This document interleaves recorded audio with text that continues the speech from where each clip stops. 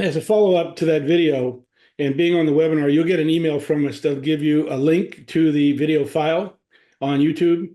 It'll actually give you a copy of the presentation in flipbook format, so you will get some follow-up information that hopefully will allow you to understand or be able to identify what your questions are in the future and how to answer them. And also the glossaries. I think this is really, really important. Cannabis isn't complex, but we do use a set of words that are very different from other people. Manny, your comments right now. I know I'm gonna go through a couple of questions that were brought up by the audience. But any comments you have on this presentation? Only that I highly recommend using those sources. If you're on here, thank you. And if you're going to get the slideshows, use those resources to dive deeper. Because I know this is, like you said, Mark, we use a different jargon and it's a lot of information that comes pretty fast. Cool. So let's run through some of these questions because I think they're very good ones. It says, how can I find CBD for rheumatoid arthritis? I know RA is something that CBD definitely addresses. I think if you're looking for a pure CBD product, I know SunMed is one of the best companies that are out there. Sunmed.com. They produce a very high quality product. But Manny, do you want to take this on as well? I know you're in the industry and you're working with dispensaries. Absolutely, I don't mind at all. So as you said, there's different sources out there that you could get CBD other than from a medical marijuana dispensary or MMTC. I only throw caution out there because there are some out there that are not doing it quite appropriately, although majority of them are finally. But there, you also want to look at the terpenes. That's the one thing about marijuana and cannabis is that it's not just the one product as we discussed. It deals with the entourage and synergistic effect. So you could find a CBD product out there with the right terpenes in there for your RA, depending on those symptoms specifically. And that way you can attack it directly and feel better, hopefully. Sure. And a lot of the CBD products that are recommended for RA is what they call full spectrum, meaning it has just a little bit, 0.3% THC in it, that really puts the CBD as well as the THC kind of boost their medical benefits to help you with that particular condition. Absolutely, I agree. Yeah. Let's look at the second question. It's a good one. Best cannabis for chemo treatments. I think that if you're taking a look and you're using chemo, I would recommend RSO. Your thoughts on that? Your thoughts on that, Manny? I agree. It's very easy to dose and treat yourself with RSO. But then, as you know, Mark, it would also depend a lot on what stage you are in your treatment process, what symptoms you're dealing with from the treatment, because chemo can be different for most people. It all depends on those symptoms, but typically, I would say 9 out of 10 times, starting off with a small dose of RSO would be a great way to start. Yeah, and RSO actually, there's a lot of testimonials out there that Rick Simpson has a things called Phoenix Tears where he actually gathered testimonials, and there's quite a bit of testimonials on this particular subject. It works very well. Now, be careful because it is a full spectrum product, and it also is a whole product, meaning the whole plant is used.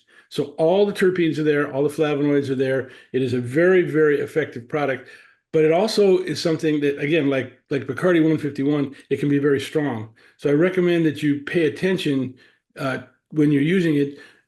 For example, if you're using it like on one of these syringe products, you use about a grain of rice size, and it'll be very effective. Put it on chocolate, put it on a wafer or something like that, and it works out great.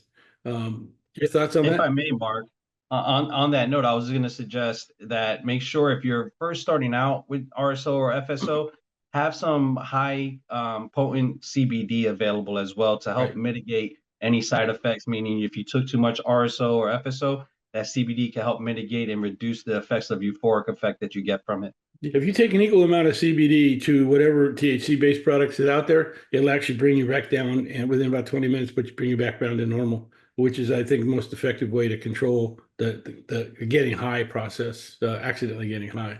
Now, this other question is really good.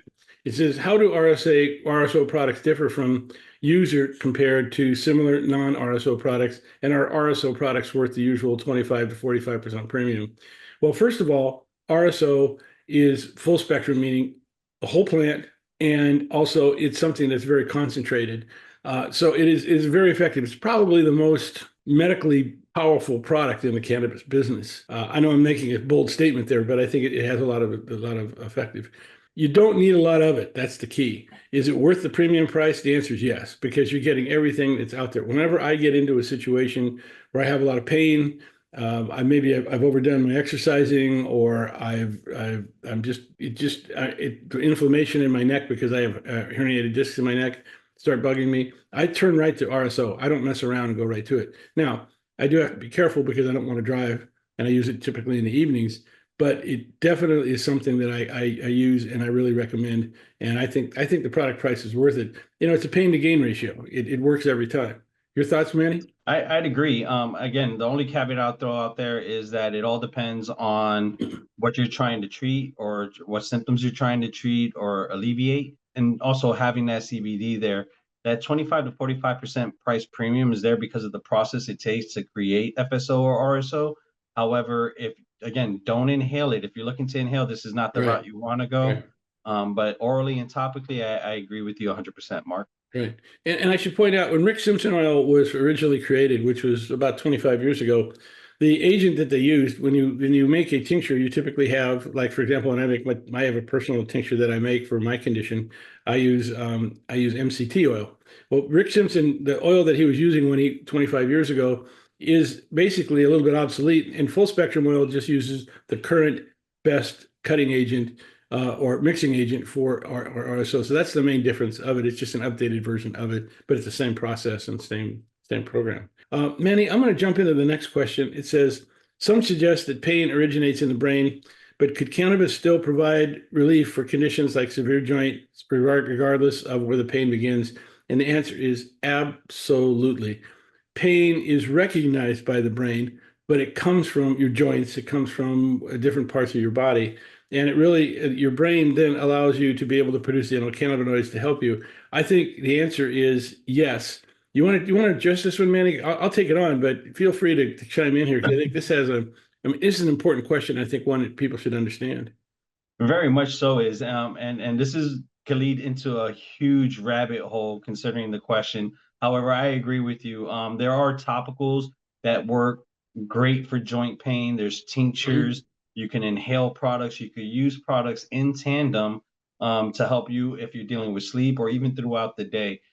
So yes, absolutely agree with you there. It's just a matter of finding what type of pain, whether it's chronic, whether it's acute, whether it might be something else, and discussing that not only with your physician, but with the cannabis, or excuse me, the dispensary associates will help you navigate which product or products would be beneficial for you.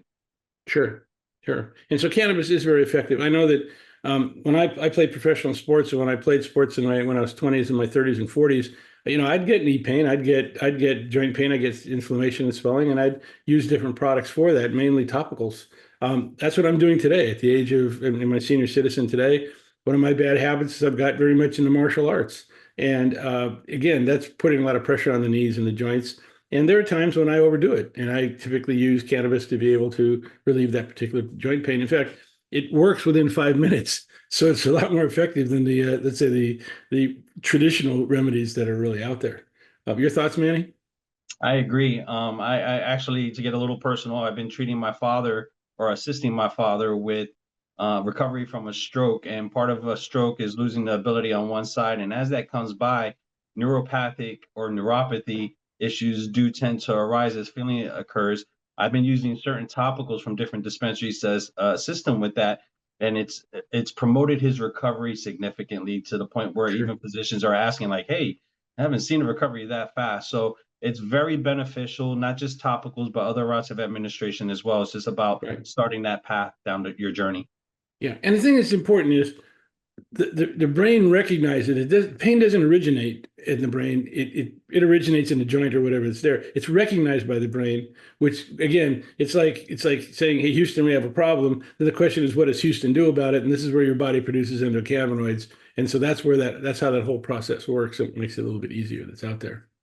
Um, Great. Okay, so here's the live questions that have come in, and Gene brought this question up, and thank you very much for submitting it, Gene. First of all, is there a chance that we'll ever be able to use our medical marijuana cards outside of our home state? For example, Connecticut card being able to use here in Florida.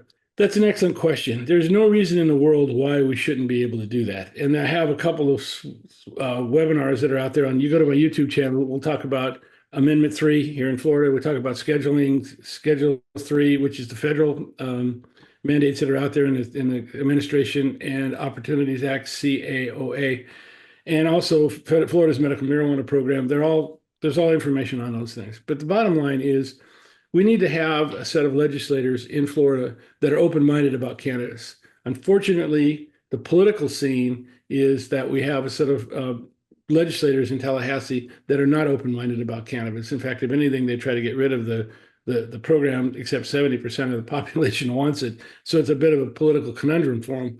But I think that will it ever happen? Probably once it gets rescheduled as Schedule 3, the answer is probably we'll see a lot of that happening. In the short term, I just don't see the political scene to let that happen. Your thoughts, Manny? I would agree on that, Mark, and a little bit deeper on that.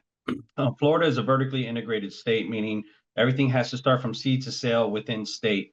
There can be some transactions between dispensaries within the state. However, we can't import anything from out of state. What that means is that if, let's say, people came into state and were purchasing product that's available in Florida, then there wouldn't be enough to take care of the patients in Florida.